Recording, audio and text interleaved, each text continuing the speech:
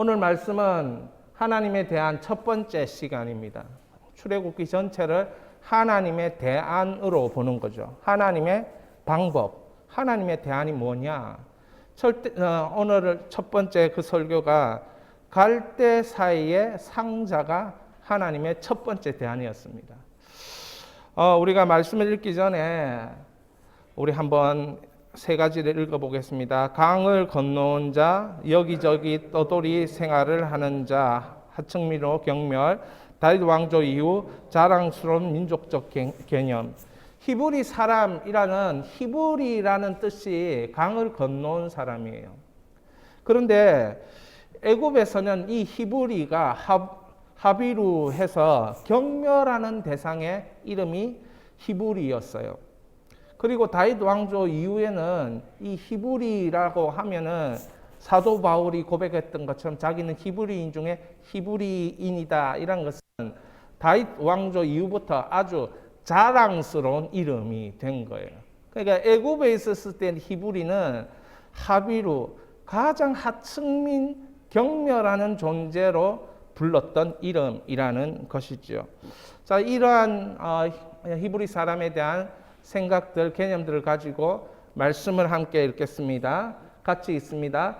레위 가족 중에 한 사람이 가서 레위 여자에게 장가들어 그 여자가 임신하여 아들을 낳으니 그가 잘생긴 것을 보고 석 달 동안 그를 숨겼으나 더 숨길 수 없게 되매 그를 위하여 갈대 상자를 가져다가 역청과 나무진을 칠하고 아기를 거기 담아 나일 강가 갈대 사이에 두고 그 누이가 어떻게 되는지를 알려고 멀리 섰더니 바로의 딸이 목욕하러 나일 강으로 내려오고 시녀들은 나일 강가를 거닐 때에 그가 갈대 사이에 상자를 보고 시녀를 보내어 가져다가 열고 그 아기를 보니 아기가 우는지라 그가 그를 불쌍히 여겨 이르되 이는 히브리 사람의 아기로다.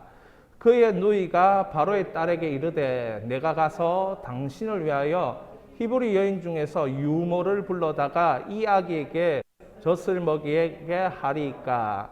바로의 딸이 그에게 이르되 가라 하매 그 소녀가 가서 그 아기의 어미를 불러오니 바로의 딸이 그에게 이르되 이 아기를 데려다가 나를 위하여 젖을 먹이라. 내가 그 싹을 주리라. 여인이 아기를 데려다가 젖을 먹이니 그 아기가 자라매 바로의 딸에게로 데려가니 그가 그의 아들이 되니라. 그가 그 이름을 모세라 하여 이르되 이는 내가 그 물에서 건져내었음이라 하였더라. 아멘. 여러분의 인생 가운데 이 모세의 인생 가운데 일어났던 일들이 동일하게 일어나는 은혜가 있기를 바랍니다. 여러분 상자 한번 받아보셨습니까? 상자?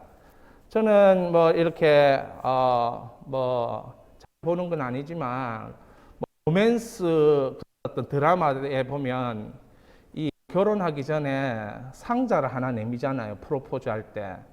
여러분 저의 로망은 뭐냐면 상자를 하나 저희 집사람한테 한번 줘보는 게 이제 제 로망인데 아직 그만한 상자를 제가 줘본 적이 별로 없어가지고 사실은 좀 이렇게 마음이 쉽지 않습니다.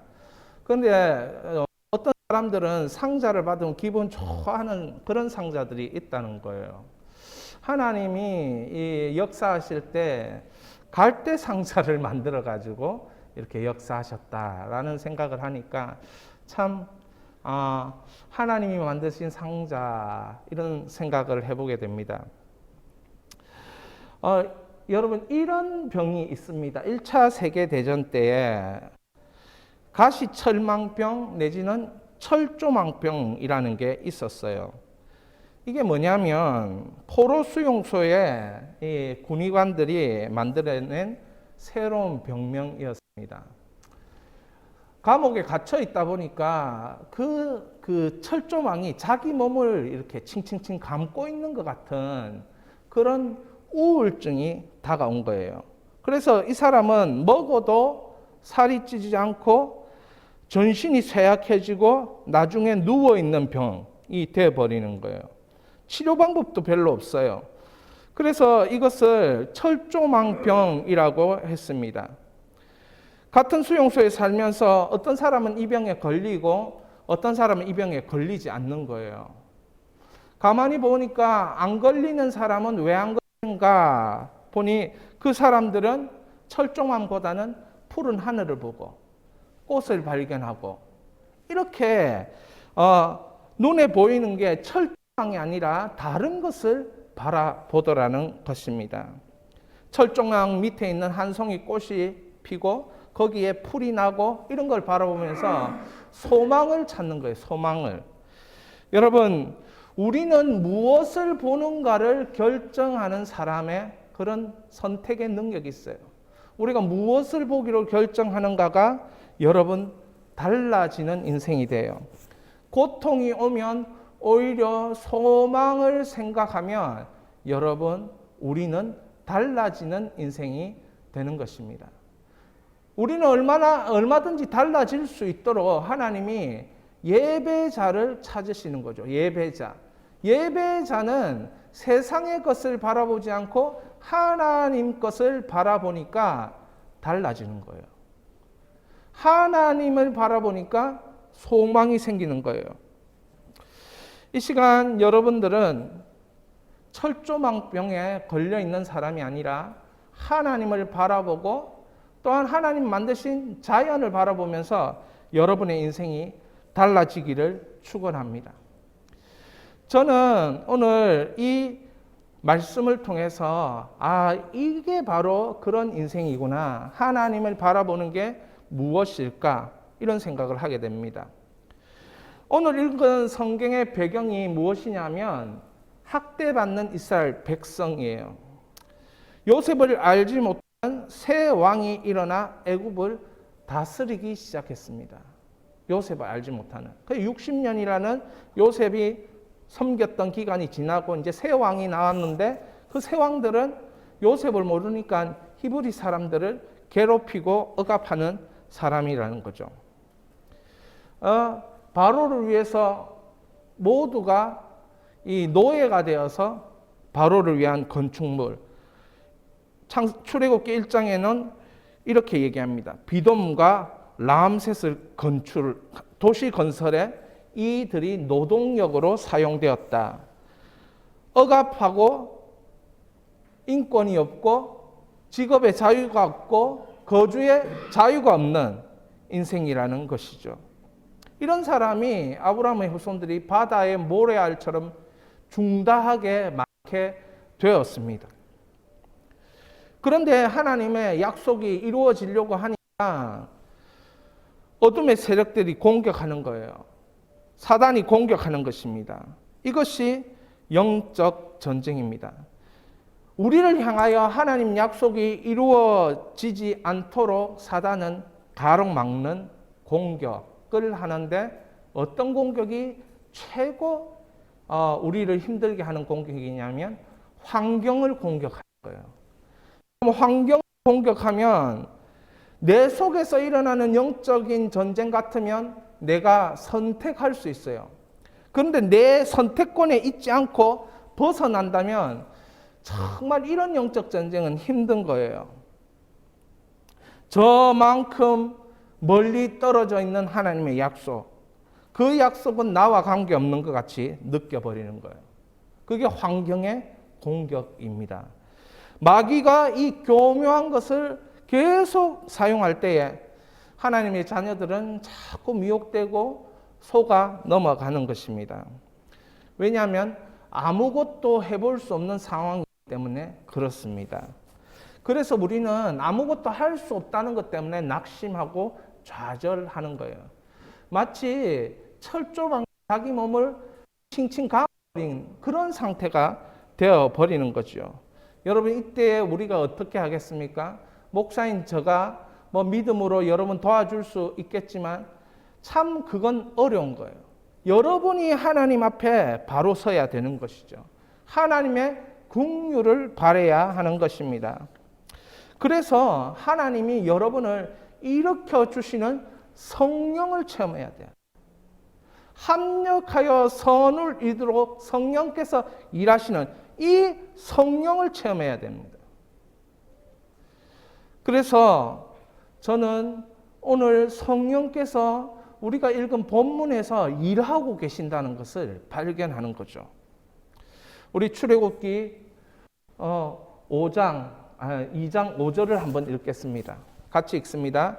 바로의 딸이 목욕하러 하수로 내려오고 시녀들은 하숫가에 거닐 때에 그가 갈대사의 상자를 보고 시녀를 보내어 가져다가 열고 그 아이를 보니 아이가 우는지라 그가 불쌍히 여겨 가로되 이는 히브리 사람의 아이로다. 여러분, 이게 성령의 일하심인가 이렇게 생각할 수도 있어요. 여러분, 공주가 뭐 갈대 상자 하나 발견한 게 그게 성령의 일하심인가? 여러분, 가만히 생각해 볼 수 있기를 바랍니다. 이 갈대 상자는 영국 대형 박물관 안에 있는 모세 시대에 만들어진 갈대 상자예요. 자, 이런 거를 공주가 발견한 거예요. 그런데 이 공주가 어떤 공주냐면 하셉수트, 나중에 여왕이 되는 이 공주예요. 바로의 딸인데 18년 동안 통치하는. 그러니까 이 공주가 나중에 이런 신전을 짓게 됩니다. 신전을 짓게 되는. 그러니까 엄청난 권력을 가진 자가 지금 갈대 상자를 보고 마음이 움직였다는 거예요. 엄청난 권력을 가진 자가 갈대 상자 안에 있는 히브리 사람, 냉담을 받고 경멸을 받던 하브리를 보고 마음이 움직였다는 거죠. 여러분, 여기에서 하나님의 성령께서 일하신다는 것을 우리가 발견할 수 있어야 하는 것입니다. 여러분, 어떻습니까? 여러분의 삶에도 사실은 이런 일이 참 많을 수 있습니다. 정말 나 자신을 돌아보니까 갈대 상자와 같은 별볼 없는 그런 사람이에요. 사회에서는 마치 마이너처럼 취급받을 수도 있겠다 싶은 그런 마음들이 찾아올 때가 한두 번이 아니죠. 그때에 하나님은 일하시는 거죠. 그 갈대 상자가 아니라 구원의 방주로 보여지는 역사를 믿는 우리에게, 예수 그리스도의 그 피 묻은 복음을 고백하는 우리에게 그런 은혜를 주십니다. 구원의 방주의 은혜를 주시는 거죠. 자, 여기서 한번 보십시오. 합력하여 선을 이루도록 성령께서 지금 일하고 계신데 어떤 것을 통해서 일합니까? 남자아이를 다 죽이라. 바로가 태어나는 그 히브리 사람 남자아이를 다 죽여라. 왜? 그 히브리 사람들이 너무 많아지니까, 애굽에. 그래서 자기 민족들보다 더 많아지는 일들이 일어나면 안 되기 때문에 태어나는 남자아이를 다 죽이라. 그리고 산파들에게 명령합니다. 그러나 산파들은 그렇게 하지 않습니다. 그리고 모세의 어머니는 이 아이를 숨겨 키웠는데 이 숨겨 키우다가 더 이상 키울 수 없어서 갈대 상자를 만들어 나일강으로 흘려 보내는 거예요. 어디를 갈 줄 알고 흘려 보냈을까? 그 아무도 모르는 거죠. 그 나일강을 흘러 그냥 떠내려 가는 것입니다.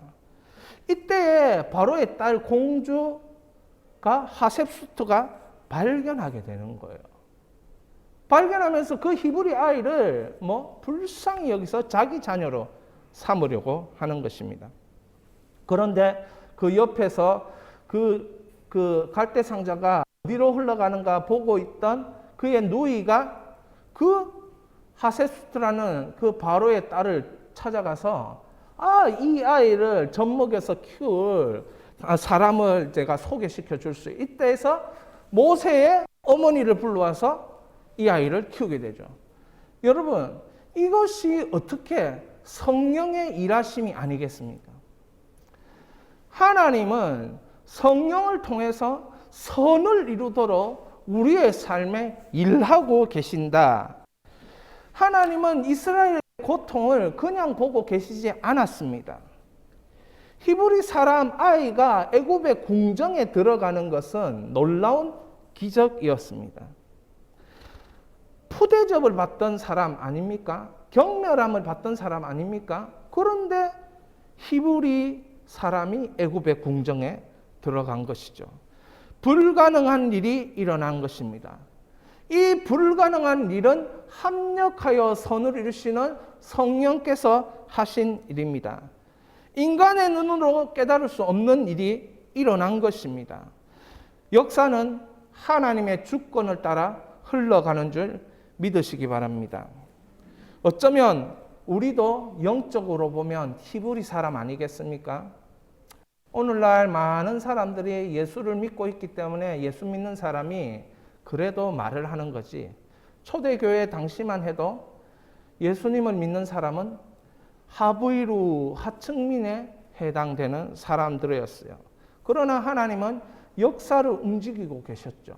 그래서 AD 303년에 이 기독교가 로마에 공인이 되면서 기독교인들이 밖으로 드러나게 되고 그들이 사회의 중심이 되어지는 것들을 볼 수 있습니다. 이게 뭡니까? 이게 바로 로마서 8장 26절에서 말하는 이와 같이 함께 읽습니다. 성령도 우리의 연약함을 도우시나니 우리는 마땅히 기도할 바를 알지 못하나 오직 성령이 말할 수 없는 탄식으로 우리를 위하여 친히 간구하신. 성령은 무엇하는 영입니까? 여러분, 우리를 위해 기도하는 영이 성령입니다. 말할 수 없는 탄식으로 기도합니다.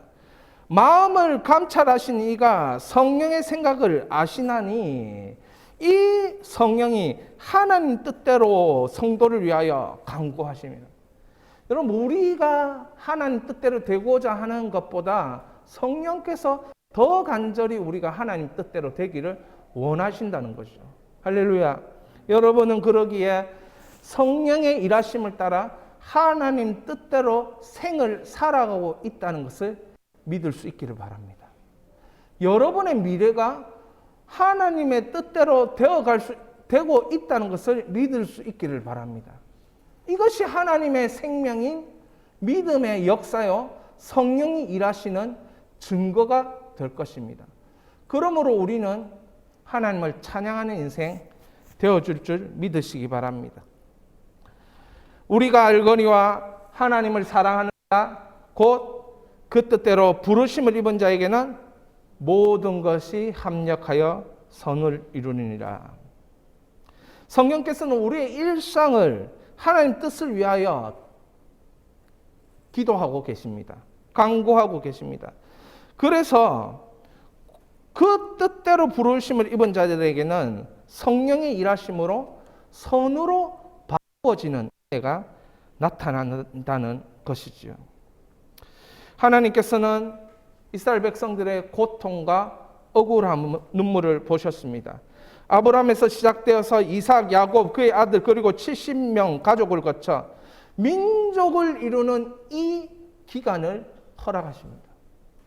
여러분, 여기서 놓치지 말아야 될 것이 민족을 이루는 고통의 기간이라는 거죠. 애굽에서 잘 먹고 잘 살고 끝나는 것이 아닙니다.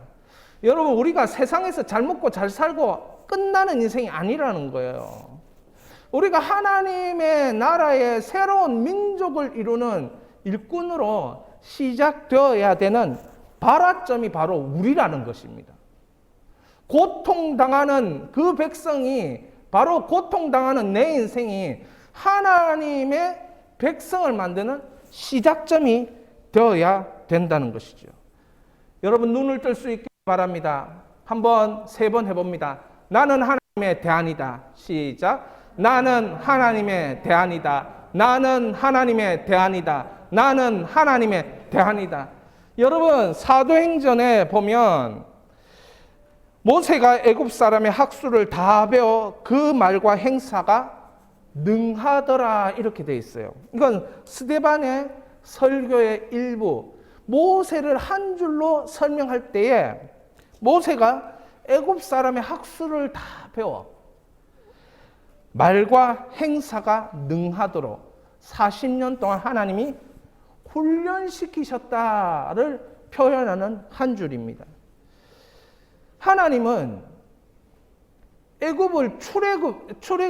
애굽에서 이스라엘 백성들을 그 하비로들을 출애굽시키기 위하여서 한 사람이 대안이었습니다.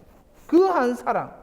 여러분, 내가 그 한 사람이라는 걸 믿어야 될 것입니다. 믿으면 그걸 얘기하고 있어요. 우리가 예수를 믿는다는 것은 내가 그 한 사람 대안이라는 것을 믿어라는 것입니다. 여러분, 이런 믿음이 여러분에게 있고 저에게 있고 예수 비전교회에 있기를 축원합니다. 모세는 태어나면서부터 죽을 운명이었어요. 히브리인이면서도 애굽의 궁정에 그런 데 들어갈 수 있는 하나님의 그 성령의 일하심이 나타났다는 것입니다. 그러나 그에게 힘을 다 빼게 만드는 40년 동안 그 궁정에서 배웠던 말하는 것, 행하는 것, 능력들의 힘을 다 빼는 광야 40년, 미디안 광야 40년 하나님이 주신 것입니다. 하나님은 훈련하는 하나님이십니다. 하나님이 왜 훈련하시겠습니까? 그렇게 해서 쓸 수 없기 때문에 훈련하시는 거예요. 그렇게 해서 하나님께 예배자로 이스라엘 백성들을, 그 하비로들을 데리고 나가서 예배자로 세울 수 없기 때문에 40년 동안 예배 하나를 위해서 훈련시킨 거예요. 그래서 모세는 바로에게 찾아가서 이 사람들을 내가 데리고 나가서 3일끼리 떨어진 그곳에서 하나님 앞에 예배하기 위하여, 제사하기 위하여 내 데리고 나가야 된다. 그렇게 10장 중에서 바로를 찾아가서 협상을 하는 거죠. 결국은 이 모세를 들어 사용하실 때 모든 힘, 모든 교만, 모든 능력 다 빼고 오로지 누구만 의지하는, 하나님만 의지하는, 오로지 하나님과만 통하는, 오로지 하나님을 대신하는 그런 사람으로 하나님은 쓰시길 원했다는 것입니다. 사랑하는 여러분, 이 모든 것은 하나님의 대안이 되기 위함이었습니다. 하나님의 대안이 되기 위해서 성령께서 일하신 거예요. 제가 이 본문을 읽으면서 갈대사이의 그 상자 하나가 무슨 의미가 있겠냐, 이런 마음으로 그 본문이 처음에는 보여졌으나 시간이 지나면 지날수록 그 볼품없는 갈대 상자는 커다란 구원의 방주였다는 것을 깨닫습니다. 그 갈대 상자 하나는 이스라엘 민족 400만을 담는 구원의 방주였다는 거죠. 그래서 노아 방주와 이 갈대 상자가 똑같은 단어를 쓰고 있다고 하는 것이죠. 사랑하는 여러분, 우리의 고통의 그 갈대 상자는 별 볼품이 없지만 하나님은 사실은 그 조그마한 대형 제국 박물관 안에 있는 그 조그마한 갈대 상자가 사실은 하나님이 사용하는 구원의 방주였던 것입니다. 200만을 담는. 그러니까 한 사람이 중요한 것입니다. 한 사람. 사랑하는 여러분, 그 한 사람이 바로 우리라는 것을 믿어야 할 것입니다. 믿는 사람에게는 합력하여 선을 이루는 성령께서 일하실 것이에요. 예수의 피 묻은 복음을 우습게 여기지 마십시오. 예수님의 피 묻은 복음은 그런 우리가 생각하는 시시한 자기개발 정도가 아닌 것이에요. 예수님의 피 묻은 복음을 믿는 자에게는 하나님의 생명의 역사로 말미암아 성령이 일을 하시는데, 갈대상자 그 조그만한 것이 모든 짐승을 심고 200만을 살리는 구원의 방주가 되도록 하나님은 세팅하셨다는 것을 여러분이 믿어야 하고, 그게 나다. 적어도 나를 예수 믿게 했다면 그렇게 나를 쓰시기 위해서 하나님이 이끌고 계시다. 성령이 합력하여 선을 이루고 계시다. 믿을 수 있기를 바랍니다. 그래서 여러분, 이 말은 오늘 하나님이 우리에게 하시는 약속입니다. 이 약속을 여러분 암송하시고 여러분 순간순간 선포하시기를 바랍니다. 우리 선포합니다. 하나님을 사랑하는 자, 곧 그때그때로 부르심을 입은 자들에게는 모든 것이 합력하여 선을 이루느니라. 이 하나님의 뜻을 성령께서 이루시기 위하여 지금도 역사하고 계시다는 것을 믿으십시오. 이 사람은 미하일 고르바초프입니다. 여러분, 지금 푸틴 대통령, 러시아가 그 참 우크라이나 침략하면서 말이 많잖아요. 그 위에 대통령이 러시아가 되면서 옐친이라는 대통령이었고, 그 옆에 그 바로 위에가 미하일 고르바초프였어요. 이 사람이 40년간의 냉전을 끝내는 그런 인물로 쓰임 받았습니다. 동독 출신이었던 앙겔라 마르겔 독일 총리가 이 사람의 90회 생일 때 냉전을 종속시키고 세계 평화를 정착시켰으며 자유로운 독일 통일에 기여한 당신에게 감사하다는 말씀을 드릴 수 있어 영광입니다. 당신이 독일에 한 일은 영원히 있을 수 없을 것입니다. 동독과 서독이 나누어져 있을 때 동독에 소련 군대가 주둔하고 있었어요. 그런데 이 동독과 서독이 이게 통일이 될 수 있도록 하는 역할들을 한 사람이 누구냐 하면 바로 미하일 고르바초프였어요. 원래 이 공산 국가들은 연합이 있어서 그 연합 속에서 브레즈네프 독트린이라는 것이 있어요. 브레즈네프 독트린. 이게 뭐냐면 공산된 유럽 사회에서 유럽 사회의 공산국가 뭐 헝가리라든지 체코라든지 이런 폴란드 이런 국가들이 공산국가로서 체제가 흔들어지면 다른 공산국가들이 찾아가서 폭력을 행사할 수 있는, 전쟁을 일으킬 수 있는 그런 조약입니다. 그런 조약이 있었는데 이 조약을 없앤 인물이 누구냐면 미하일 고르바초프입니다. 그래서 고르바초프가 소련에 이렇게 최고 지도자가 되었을 때 느낀 것이 뭐냐면 이 소련은 지금 기득권층의 공산당 때문에 부패해서 경제가 파탄날 지경이고, 그리고 이 경제가 파탄나면서 온 천지에 오물 덩어리부터 시작해서 막 그렇게 위에서 사진 찍어 볼 때는 화려하게 보이고 막 그런데 도시가 엉망이 된 거예요. 이때 이 고르바초프가 제도적인 개혁과 개방을 통해서 이 소련의 문을 열기 시작합니다.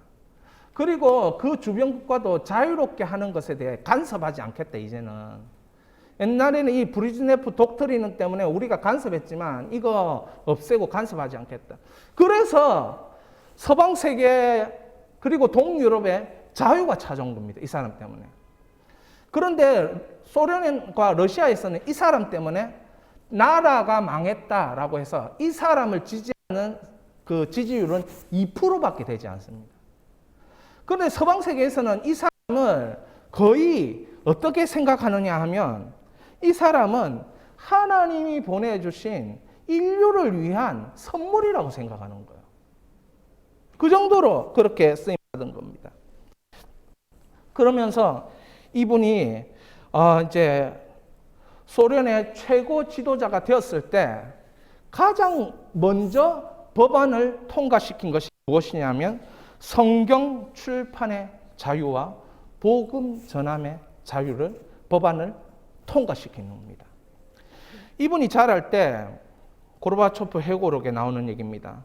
초등학생쯤 되었을 때 그의 할아버지께서 벽에 붙은 사진 액자 뒤에 숨겨진 성경을 꺼내어 온 가족이 모인 자리에서 읽으며 예배 드리곤 하였다.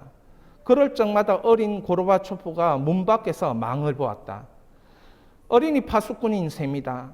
그가 보초를 서 있는 동안 할아버지는 가족들에게 성경을 읽으며 다윗 이야기, 느헤미야 이야기, 모세 이야기, 베드로와 바울 이야기를 가족들에게 들려주었다.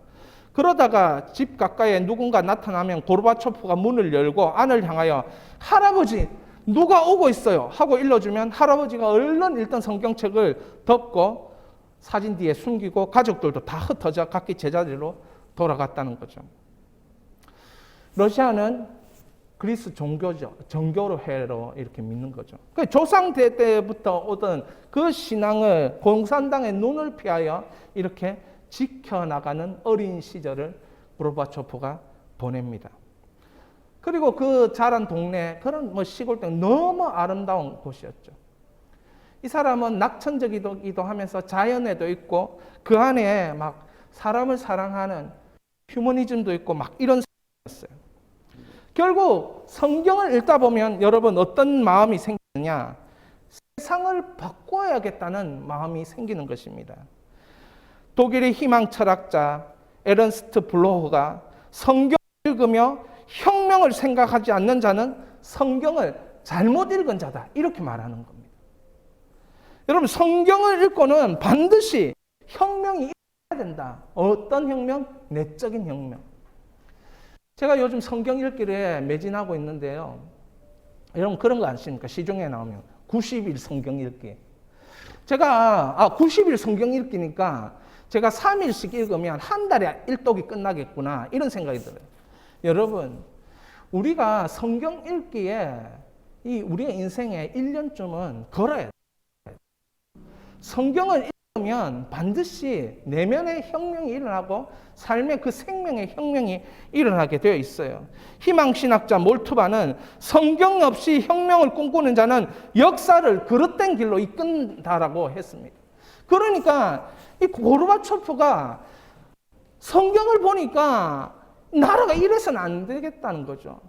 자유가 없고 생존권이 없고 인권이 없고 집단의식으로 모든 것이 발전 가망성이 없는 이런 나라가 돼서는 안 되겠다는 거예요. 여러분 성경을 읽으면 그런 생각이 드는 거예요. 하나님은 대안을 만드실 때 어떻게 만드시냐 하면 성경을 읽으면서 대안을 만드신다는 거예요. 왜? 성경은 무궁무진한 믿음의 사람, 실패의 사람의 얘기가 5,000명 이상의 사람들의 얘기가 나오기 때문에 그렇습니다. 케이스 바이 케이스 없는 얘기가 없다는 거죠. 그래서 여러분 성경을 읽어야 됩니다. 하나님의 대안이 되고 싶은 사람은 성경을 읽게 만들어야 돼요. 결혼하기 전에 여기 우리는 결혼 다 했지만 저한테 이런 설교를 해줘야 되는데 누가? 제가 결혼하기 전에 여러분 성경을 10번 읽고 결혼해야 되겠다. 이런 마음을 가지라는 거예요. 죽기 전에 성경을 100번 읽고 죽겠다. 예수님 만나겠다. 그런 마음을 가지라는 거예요. 그래서 훈련하라는 겁니다. 제가 요즘 노안이 와가지고 작은 글자를 보면 안 들어오고 머리가 너무 아파가지고 큰 글자로 바꿔가지고 그 90일 그걸 제가 3일 저는 목사니까 더 열심히 보잖아요. 3일. 그럼 한 30장을 보는데 그걸 보는데 큰 글씨로 보니까 얼마나 눈에 잘 들어오는지. 여러분 하나님의 대안이 되고 싶은 사람은 이렇게 하시기를 축원합니다. 하나님의 대안이 될 줄 믿으시기 바랍니다. 성령은 하나님 말씀 없는 사람에게 역사하지 않습니다. 그래서 사도 바울은 성령의 검, 곧 하나님의 말씀 이렇게 얘기합니다. 암송하면 좋겠지만 저는 그것보다도 성경을 쭉 읽으면서 내 생각을 바꾸고 내 사상을 바꾸고 내 세계관을 바꾸고 그러면서 자기 삶을 이렇게 하나님 말씀 앞으로 올려드리는 그것이 참된 성경 읽기라고 믿습니다. 하나님의 대안은 그냥 만들어지지 않습니다. 마치 자기가 신학교에 들어갔다는 생각을 가지고 한 1년을 죽었다 생각하고 성경을 독파하시기를 바랍니다. 1년에 10도 할 수 있습니다. 여러분 30장 읽는데 2시간만 투자하면 됩니다. 2시간. 10장 읽는데 40분만 투자하면 됩니다. 그렇게 꼭 하셔서 하나님 나를 어떻게 사용하실 건가 깨닫는 시간이 있으시기를 축원합니다. 제가 이 시간에 한번 기도하겠습니다. 이 말씀을 따라서 기도하겠습니다. 뿐만 아니라 주어진 하나님의 백성들의 삶을 위해서 또 드려진 헌금을 위해서 이 시간 기도하겠습니다. 하나님 아버지, 이 시간에 찾아와 주셔서 우리를 하나님의 대안으로 인도하셨다는 것을 믿게 하여 주옵소서. 우리 속에 불평이 있습니다. 정말 제가 하나님의 대안입니까? 정말 하나님의 대안인데 제가 지금 이렇습니까?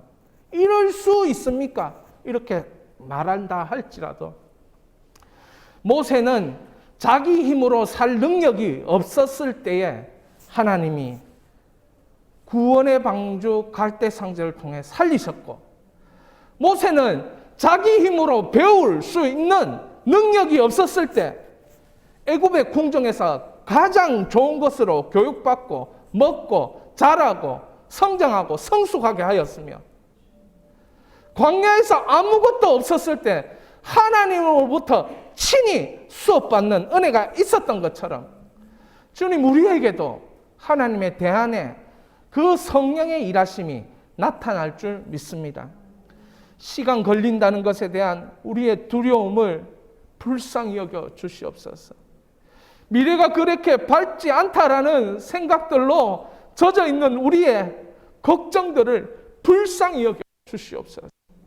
그러나 성령께서는 눈물로 우리를 위하여 하나님 뜻이 이루어지도록 기도하고 있는 하나님의 영이 계시다는 것을 우리가 믿게 하시고, 그렇다면 반드시 우리는 하나님의 대안으로 쓰임 받을 줄 믿습니다. 시간이 좀 걸려서 힘들겠지만 참으로 하나님 아버지 이 시간 세계 속에서 매몰되지 않게 하시고 어려운 환경 속에서 묻히는 일이 없도록 축복하여 주셔서 우리의 건강을 책임져 주시고 우리의 생각과 우리의 마음을 책임져 주시고 다시 철망을 바라볼 것이 아니라 하나님의 하나님 되심을 말씀을 통하여 바라보는 저희 인생으로 삼아 주시옵소서. 주님 특별히 드린 손길들을 기억하여 주시고 가장 좋은 것으로 하나님께 영광을 올려드릴 수 있는 인생으로 축복하여 주시고, 이것이 삶을 통하여서 드러날 때 아름다운 열매가 되고 나무가 되어줘라는 이 찬양처럼 커다란 나무가 되어 많은 사람들이 휴식을 취하고 안식을 취하고 힘을 얻는 그런 나무의 역할들을 주님 우리가 할 수 있도록 우리를 이끌어 주시옵소서. 그렇게 하실 줄 믿습니다. 주님을 찬양합니다. 주님을 찬양합니다. 예수 그리스도의 이름으로 기도하옵니다. 아멘.